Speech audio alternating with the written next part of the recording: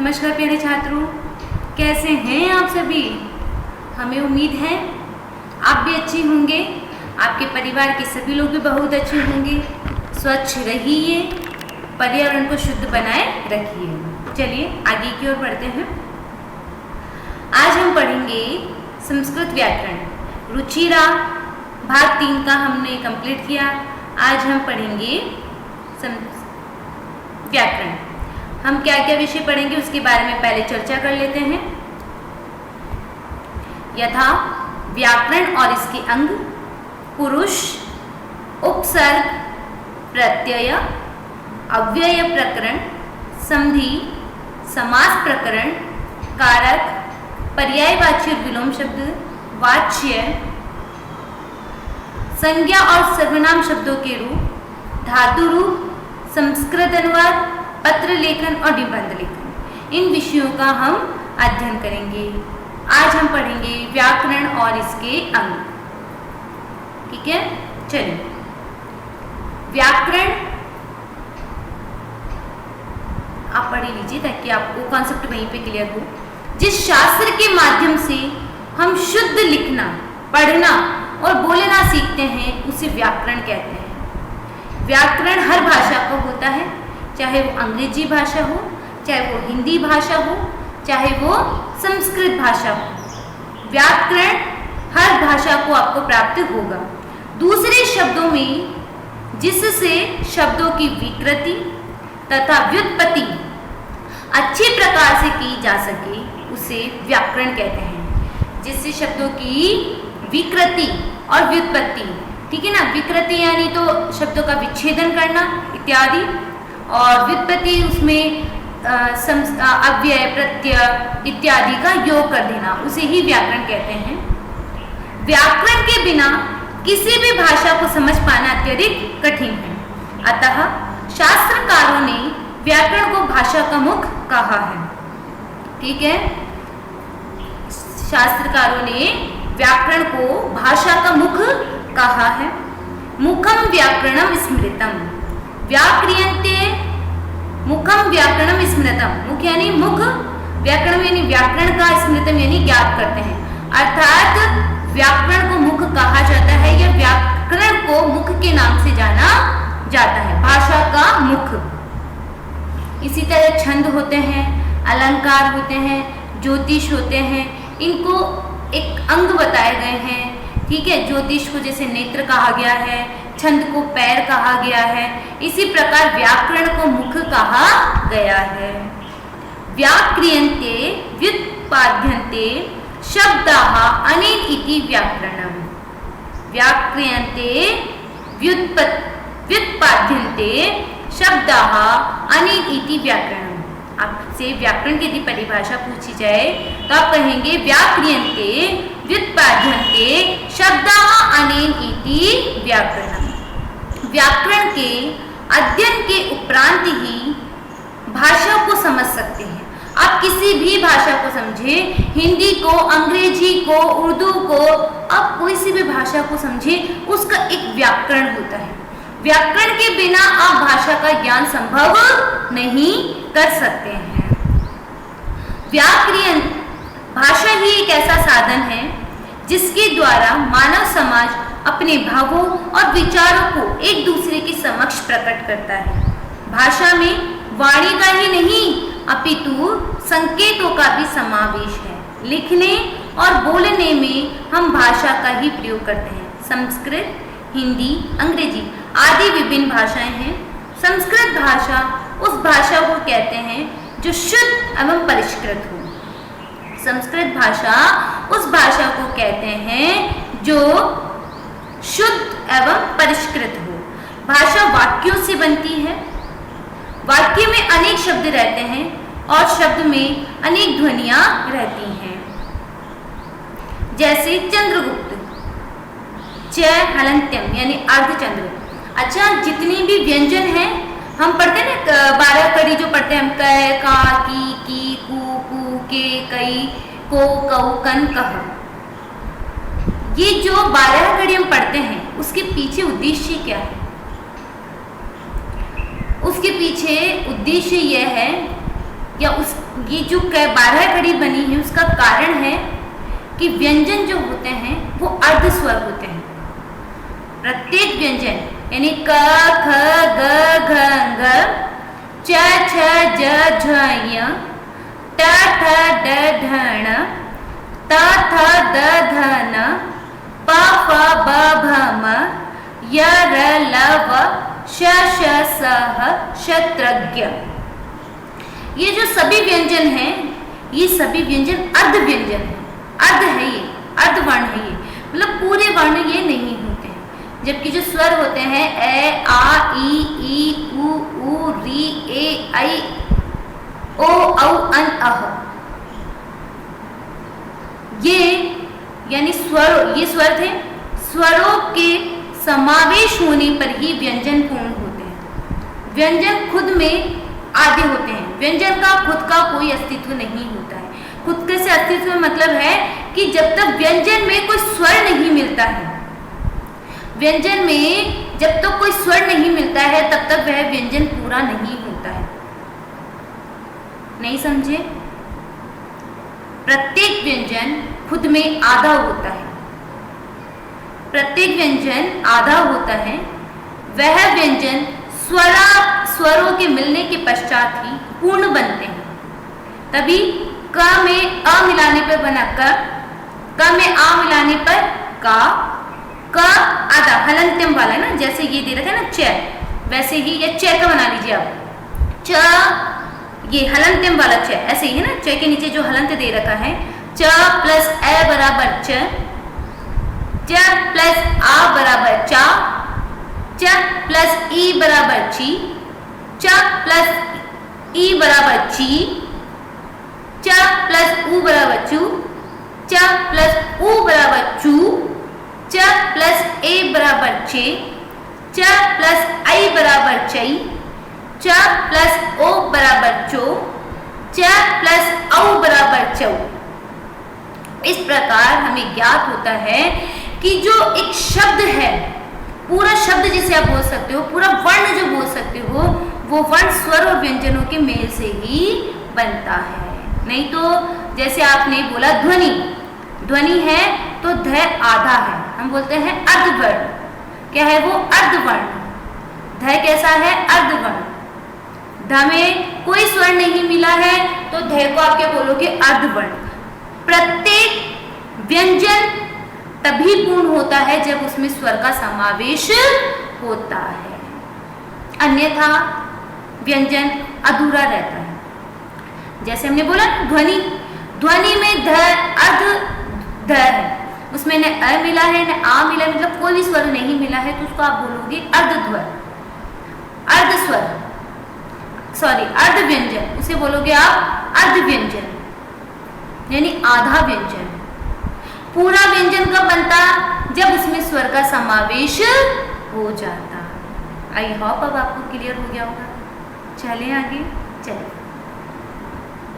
च अ च, न आधा न रह गया, द आधा द है, फिर र आधा र है और अ। अब ये न द र अ आने के बाद में ही ये पूरा हुआ है। और न द र अ इनको बोलेंगे संयुक्त वर्ण, इनको बोलेंगे संयुक्त वर्ण। जिसमें अनेक व्यंजन समाहित हो वह संयुक्त वर्ण कहलाते हैं। जिसमें अनेक व्यंजन समाहित हो बिना स्वर के या स्वर रहित, जब दो या दो से अधिक व्यंजनों का समावेश होता है, स्वर रहित दो या दो से अधिक व्यंजनों का समावेश होता है, उसे संयुक्त वर्ण कहते हैं। ग, उ, प, त, अ तब मिलकर बना है आपका चंद्रगुप्त। च में अ मिलाया तो पूरा च बन गया, न आधा ही रहेगा, द आधा ही रहेगा, र भी आधा है और अ है, तो द के नीचे र और उसमें अ मिला के बना चंद्र। ग में अ मिलाए तो गु, आधा प यूं का यूं रहेगा, त में अ मिलाए तो त, चंद्रगुप्त। जिस लिपि में इन अक्षरों को लिखा गया है, जिस लिपि में इन अक्षरों को लिखा गया है उसे देवनागरी लिपि कहते हैं।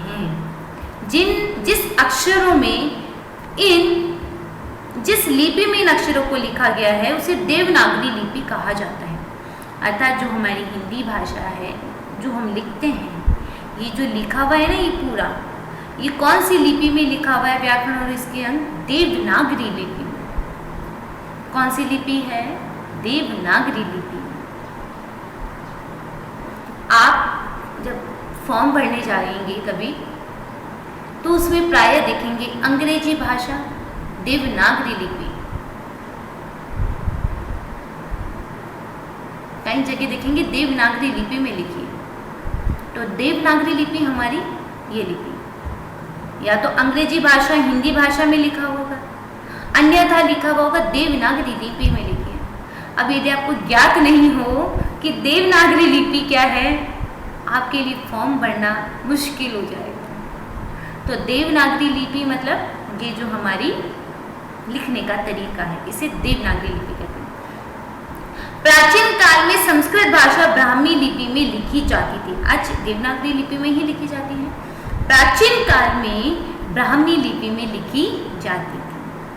ठीक है, अब हम पढ़ेंगे ध्वनि वर्ण में अंतर। मानव वाणी के उस छोटे छोटे अंश इकाई को ध्वनि कहते हैं जिसके टुकड़े न किए जा सके। जैसे अ, इसके टुकड़े नहीं किए जा सकते। अर्ध, ध, इसके टुकड़े नहीं किए जा सकते। प्रत्येक व्यंजन हमने कहा खुद में आधा होता है। खुद से आधा मतलब प्रत्येक व्यंजन आधा होता है। वह पूरा तभी मिलता है जब उसमें आप किसी स्वर का समावेश कर देते हैं।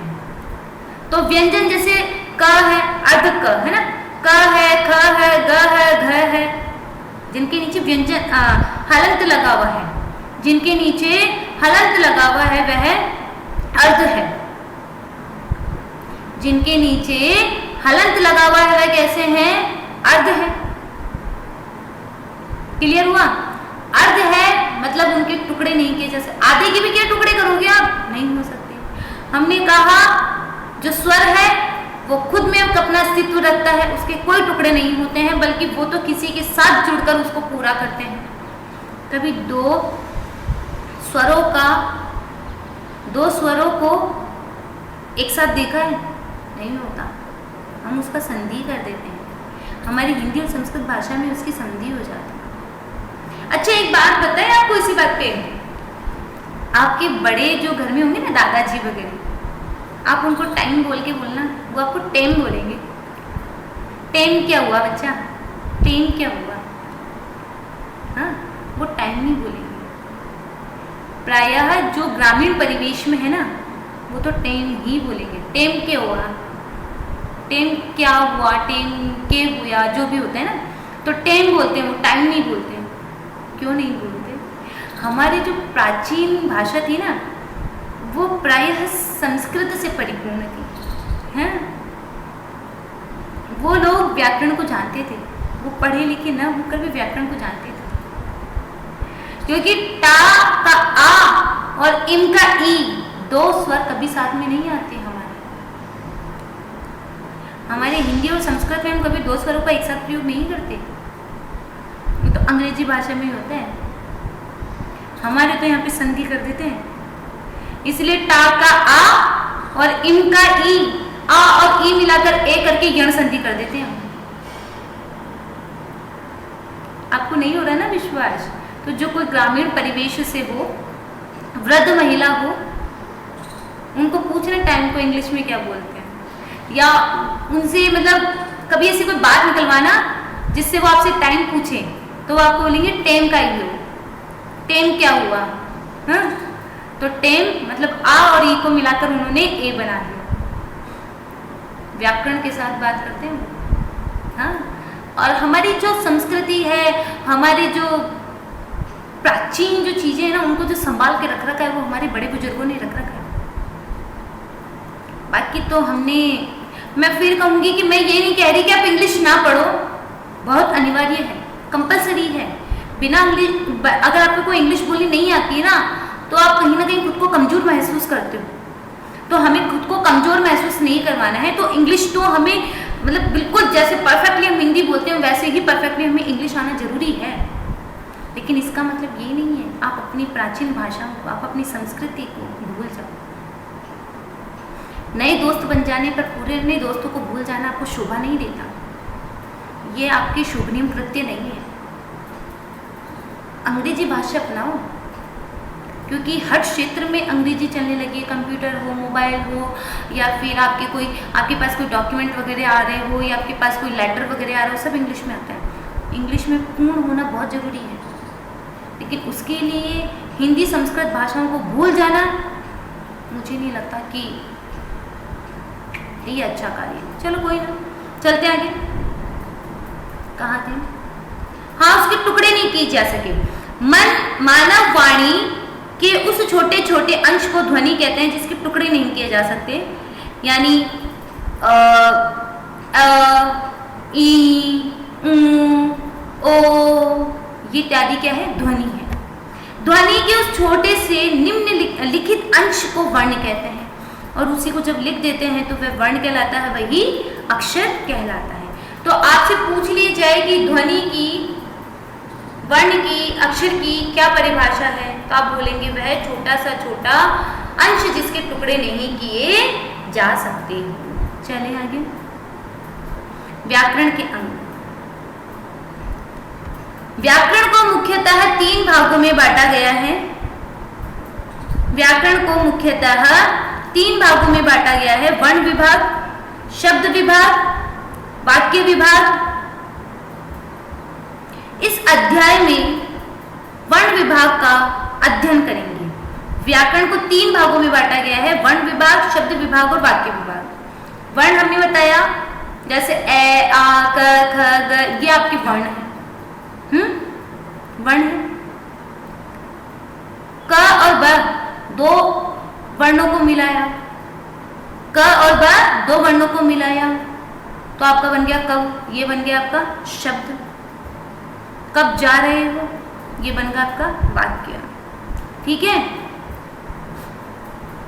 वर्ण क और अ मिलके क जो बना, ब और अ मिलके जो ब बना। कब क्या है आपका, सॉरी, क क्या है आपका वर्ण, कब क्या है आपका शब्द, और कब जा रहे हो आपका क्या है वाक्य है। क्लियर हो गया। वर्ण शब्द रचना की प्रथम इकाई वर्ण कहलाती है।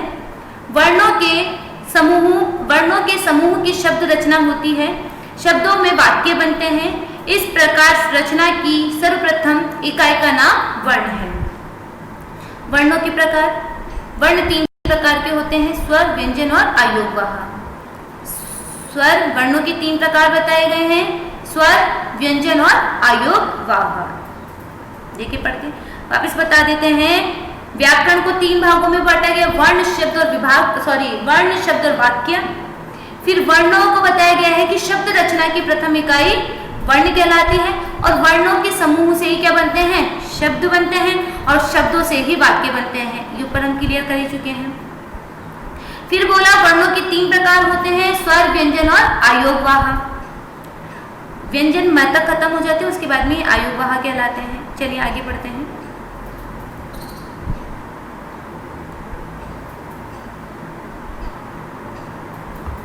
स्वर। संस्कृत भाषा में ए, आ, ई, उ, री, बड़ी री है ये ना, री, ए, आई, ओ, औ, ये 13 स्वर वर्ण होते हैं। अब हिंदी में कौन से नहीं होते हैं, ये बड़ा री नहीं होता है, ये री नहीं होता है।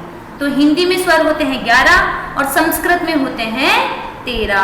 ये बड़ी री और री, ये जो दिख रहे हैं ना 2, ये आपकी हिंदी में नहीं होते हैं। हिंदी में होते हैं ए, आ, ई, उ, री, री, ए, आई, ओ, औ, और जबकि हमारे और अन, आह हिंदी में, संस्कृत में आपके री और बड़ी री और री ये जुड़ जाते हैं। ऋस्व अ, दीर्घ आ, रस्व ई, दीर्घ ई, रस्व उ। अच्छा नीचे आ रहे हैं ना, चलो नीचे इसको कॉन्सेप्ट क्लियर करते हैं ताकि आपको समझ में भी आए। स्वरों के भाग। स्वरों को 3 भागों में विभक्त किया गया है। यह विभाजन मात्राओं के कारण होता है। यह जो विभाजन है वो मात्राओं के कारण होगा, जैसे ह्रस्व, दीर्घ और प्लुत। देखो अ ह्रस्व है, आ ह्रस्व, आ दीर्घ, आ प्लुत। ह्रस्व छोटा है, आ बड़ा है, आ, ठीक है। और प्लुत यानी जिसमें 3 मात्राएं लग जाती हैं, आ, जैसे राम, तो राम में जोड़ लगाए हमने, राम। एक तो हमने बोल दिया कब, ठीक है। एक हमने बोला राम, राम। अंतर समझ में आया? रम कोई मात्रा नहीं है, राम दीर्घ हो गया, राम प्लुत हो गया। तीनों में अंतर समझ में आया? रम ह्रस्व, राम दीर्घ, राम प्लुत। ह्रस्व स्वर एक मात्रा वाले स्वर वर्ण को ह्रस्व स्वर कहते हैं। ह्रस्व वर्ण के उच्चारण में कम समय लगता है, अतएव इन्हें ह्रस्व वर्ण कहते हैं। ह्रस्व वर्ण अ, ई, उ, री और री होते हैं। एक मात्रा वाला ह्रस्व, कम समय लगता है। एक मात्रा वाला ह्रस्व और इसमें समय कम लगता है। दीर्घ, दो मात्रा वाला, दो मात्रे वर्ण वाले वर्णों को दीर्घ स्वर कहते हैं। इन वर्णों के उच्चारण में ह्रस्व वर्ण की अपेक्षा दुगना समय लगता है। ह्रस्व स्वर होता है आ, ई, उ, री, ए, आई, ओ, औ। देखिए इसको तो कितनी जल्दी बोला हमने, अ, ई, उ, री और री, अ, ई, उ, री और री, आ, ई, उ, री, ए, आई, ओ, औ। आया? वो जल्दी जल्दी से बन गए, आ, ई, उ, री, री। और इसमें आ, ई, उ, री, ए, आई, ओ, औ। आपको थोड़ा सा ऐसा लग रहा होगा अंदर से भी, जैसे ये तो सीधे सीधे बोल दिया आपने, अ, ई, उ, री, री। इसमें आपको जोड़ लगाने पड़ रहा है, आ, ई, उ, री, ए, आई, ओ, औ। प्लुत दो मात्राओं से अधिक अर्थात 3, 4 या इससे भी अधिक मात्राओं वाले स्वर वर्ण को प्लुत कहते हैं। जैसे हमने बताया रम ह्रस्व, राम दीर्घ, राम प्लुत। मात्राएं ज्यादा लग गई, टाइम ज्यादा लग गया। तो दो मात्राओं से अधिक 3 या 4 या उससे अधिक मात्राओं वाले स्वर या वर्ण को प्लुत वर्ण कहते हैं। प्लुत स्वर का उच्चारण किसी को पुकारते समय संबोधन किया जाता है। अभी हमने बताया है ना, प्लुत स्वर का उच्चारण किसी को पुकारते समय संबोधन में किया जाता है। इन वर्णों के उच्चारण में दीर्घ वर्ण के उच्चारण से भी अधिक समय लगता है। अ कम समय लगा, आ थोड़ा सा ज्यादा समय लगा, आ उसमें और भी ज्यादा समय लगा। यानी दीर्घ से भी ज्यादा जब समय लगता है, दीर्घ से भी जब ज्यादा मात्राएं लगती है तो उसे प्लुत कहते हैं। जैसे ओम, राम आदि, ठीक है। व्यंजन, जिन वर्णों का उच्चारण करते समय स्वर वर्ण की सहायता ली जाती है उन्हें व्यंजन कहते हैं। जिन वर्णों का उच्चारण करते समय स्वर और वर्ण की सहायता ली जाती है उन्हें व्यंजन कहते हैं। व्यंजन वर्णों की संख्या 33 है। स्वर वर्ण से न जुड़ने पर व्यंजन वर्ण के साथ हल चिन्ह का जुड़ा होता है। ये हम पहली बात कर चुके हैं कि अर्ध स्वर होता है और अर्ध स्वर के लिए नीचे क्या लगा होता है, हलंत्यम लगा होता है। अर्ध स्वर की पहचान क्या होती है कि उसके नीचे हलंत्यम लगा होता है। प्रत्येक व्यंजन के नीचे हलंत्यम लगा होता है। वह पूर्ण तभी होता है जब उसमें किसी स्वर का समावेश हो जाता है। जिन वर्णों का उच्चारण करते समय स्वर वर्ण की सहायता ली जाती है उन्हें व्यंजन कहते हैं। व्यंजन वर्णों की संख्या 33 होती है, स्वरों की संख्या 13, व्यंजनों की 33। स्वर वर्ण से न जुड़ने पर व्यंजन वर्ण के साथ हल जुड़ा होता है, ये व्यंजन कहलाते हैं। जैसे क, ख, ग, ग, ङ। जब हलंत व्यंजन के साथ स्वर वर्ण जुड़ जाता है तब व्यंजन के हलंत का लोप हो जाता है। जैसे क था, हलंत्यम युक्त था, इसमें हमने स्वर को जोड़ा तो क्या बन गया, क। हलंत्यम है, हलंत लगा हुआ है ना, अर्ध, अर्ध स्वर, अर्ध व्यंजन बोल सकते हो या फिर हलंत्यम व्यंजन बोल सकते हो। तो हलंत्यम व्यंजन में क्या करा, स्वर को जोड़ा तो क्या बन गया, ता। कॉन्सेप्ट क्लियर हुआ बच्चा? थोड़ा सा देखो। अब बात करते हैं व्यंजनों को मुख्य रूप से 3 भागों में विभक्त किया। स्वर कितने भाग थे? 3, ह्रस्व, दीर्घ और प्लुत। ए, आ, ई, ई, उ, ऊ, री, री, री। फिर बाद में बाकी सारे दीर्घ में आएंगे। ह्रस्व कंप्लीट हो गए। ए, आई, ओ, औ, ये सारे किस में आएंगे? दीर्घ में आएंगे। व्यंजनों को मुख्य रूप से 3 भागों में बांटा गया, स्पर्श, अंतस्थ और ऊष्म। स्पर्श यानी जब हमारी टंग, हमारी जब जीभ होती है वो किसी को स्पर्श करती है, वो सारे व्यंजन कहलाते हैं स्पर्श। जिन व्यंजनों को करने से एक अंदर से आवाज आती है ना, टंग टच तो करेगी लेकिन अंदर से, य, र, ल, व। एक होती है ऊष्म वर्ण जिनमें ऊर्जा तेज लगती है, श, श, शलजम वाला श, ठीक है। श, षटकोण वाला स, स, दंत्य वाला स, ह, हल वाला है। इसको बोलते हैं तालव्य श। जो श बना ना शलजम वाला, उसको बोलते हैं तालव्य श। जो षटकोण वाला श होता है उसको बोलेंगे मूर्धन्य श, ठीक है। फिर जो स बनता है स्लेट वाला, उसको बोलते हैं दंत्य स और ह। 3 होते ना, श, श, स। अब इन तीनों में पहचान कैसे करें? तो जो शलजम वाला है उसको बोलोगे आप मूर्धन्य श, सॉरी तालव्य श।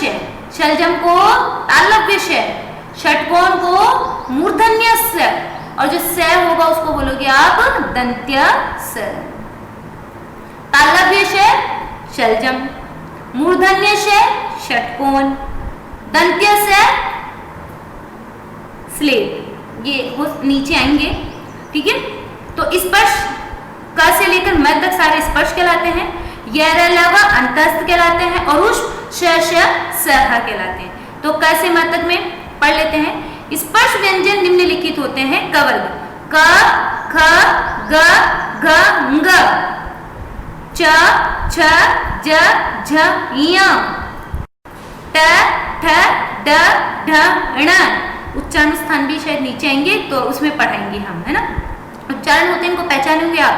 त वर्ग, और ये जो बताए हमने तालव्य श, मूर्धन्य श, दंत्य श, ये भी उच्चारण स्थान में आपको और भी अच्छी तरह से क्लियर हो जाएंगे। त, थ, द, ध, न। प वर्ग का प, फ, ब, भ, म। अंतस्थ व्यंजन होंगे य, र, ल, व और ऊष्म व्यंजन श, श, स, ह। स्पर्श कौन से थे? क से लेकर म तक। अंतस्थ य, र, ल, व सिर्फ 4 और ऊष्म श, श, श, श, श, स, ह। संयुक्त जो संस्कृत में क्षत्रज्ञ, श्र, इन वर्णों को अलग से नहीं माना जाता है, अपितु ये 2 वर्णों से मिलकर होते हैं। इन्हें संयुक्त अक्षर कहते हैं। हमने उसमें देखा था, क्या पढ़ा था? देवेंद्र, जो भी आप चंद्रगुप्त शब्द पढ़ा। चंद्रगुप्त में हमने कहा था न्द्र जो बना हुआ है उसको संयुक्त कहते हैं। हिंदी वर्णमाला में क्षत्रज्ञ, श्रेय वर्णों का उल्लेख इस प्रकार किया गया है। जो ये श है, क्षत्रिय, ये मिलकर बना होता है क और श से, क और क्ष से, ज्ञ, ज और ञ से, श्र, श और र से, त्र, त और र से। यानी क क्या है? स्पर्श, श ऊष्म, श ऊष्म, र अंतस्थ, ज स्पर्श, ञ स्पर्श, त स्पर्श और र है आपका अंतस्थ। यानी ये सब पहले से ही काउंट हो गए, इसीलिए इनको बोलते हैं संयुक्त अक्षर। ये अलग से काउंट नहीं होते हैं। यानी 33 और 13 बस यही हमारे संस्कृत की वर्णमाला के अंतर्गत आते हैं। ठीक है। आयोगवाह, संस्कृत वर्णमाला में 3 वर्ण ऐसे भी होते हैं जो न तो स्वर होते हैं न ही व्यंजन होते हैं। इनका प्रयोग किसी स्वर या व्यंजन के रूप में होता है, ये आयोगवाह कहलाते हैं। ये होते हैं अनुस्वार, अनुनासिक तथा विसर्ग। आयोगवाह 3 प्रकार। आयोगवाह न तो स्वर में आते हैं न ही व्यंजन में आते हैं। आयोगवाह न स्वर में आते हैं न ही व्यंजन में आते हैं, ठीक है, लेकिन स्वर और व्यंजन के साथ इनका प्रयोग किया जाता है, जैसे अनुस्वार, अनुनासिक तथा विसर्ग। अनुस्वार, अनुनासिक तथा विसर्ग, इनमें मुख्यतः अनुस्वार तथा विसर्ग का प्रयोग ही होता है। अनुस्वार, अनुनासिक और विसर्ग। आयोगवाह कौन कौन से हैं? अनुस्वार, अनुनासिक और विसर्ग। प्रयोग प्रायः किनका होता है? केवल अनुस्वार और विसर्ग का। प्रयोग केवल किनका होगा? अनुस्वार और विसर्ग का। अनुनासिक का प्रयोग प्रायः वेद आदि की भाषा में होता था। हम अनुस्वार और विषय के विषय में ही पढ़ेंगे। आयोगवाह भी 3 प्रकार से बताए गए हैं, अनुस्वार, अनुनासिक और विसर्ग, लेकिन हम पढ़ेंगे किनके बारे में? केवल अनुस्वार और विसर्ग। चलिए, अनुस्वार, इस वर्ण के उच्चारण में प्राणवायु जब नासिका से बाहर निकलती है तब अनुस्वार का उच्चारण होता है, जैसे हंस, वंशः, दंशः आदि। नाक से आवाज आ रही है, हंस, वंश, दंश, नाक से आवाज आती है थोड़ी सी, है ना। हमने थोड़ा ज्यादा प्रयोग किया नाक का आपको समझाने के लिए, बाकी हंस, वंश, दंश हल्का सा नाक का प्रयोग होता है, ठीक है, तो इसको बोलेंगे अनुस्वार। विसर्ग, इसका उच्चारण करते समय मुख से ह जैसी ध्वनि निकलती है। यह स्वर या व्यंजन के अंत में उच्चारित होता है, जैसे देवः। अब जो देव था, इस विसर्ग का हमने किसमें उच्चारण किया? हमें। देवः है, आधा है का प्रयोग करते हैं। देवः, नमः, नमः, करः आदि, यानी इस विसर्ग का किसमें प्रयोग करेंगे? हमें। चलिए, क्या क्या पढ़ा हमने? वर्ण कितने प्रकार? वर्ण पढ़ा, शब्द पढ़ा और वाक्य। वर्ण सबसे छोटी इकाई होती है, वर्णों से मिलकर शब्द बनते हैं, शब्दों से मिलकर वाक्य बनते हैं, ठीक है। वर्ण के 3 प्रकार बताए गए हैं, स्वर, व्यंजन और आयोगवाह। स्वर कितने प्रकार के बताए गए हैं? 3 प्रकार के, ह्रस्व, दीर्घ और प्लुत। व्यंजन कितने प्रकार के बताए गए हैं? स्पर्श, अंतस्थ और ऊष्म। आयोगवाह कितने प्रकार के बताए गए हैं? अनुनासिक, अनुस्वार और विसर्ग। अनुनासिक का प्रयोग वेद आदि में किया जाता था, इसीलिए सिर्फ हमने अनुस्वार और विसर्ग के बारे में पढ़ा। आज की कक्षा यहीं पे समाप्त करते हैं, अग्रिम कक्षा में मिलते हैं। धन्यवाद।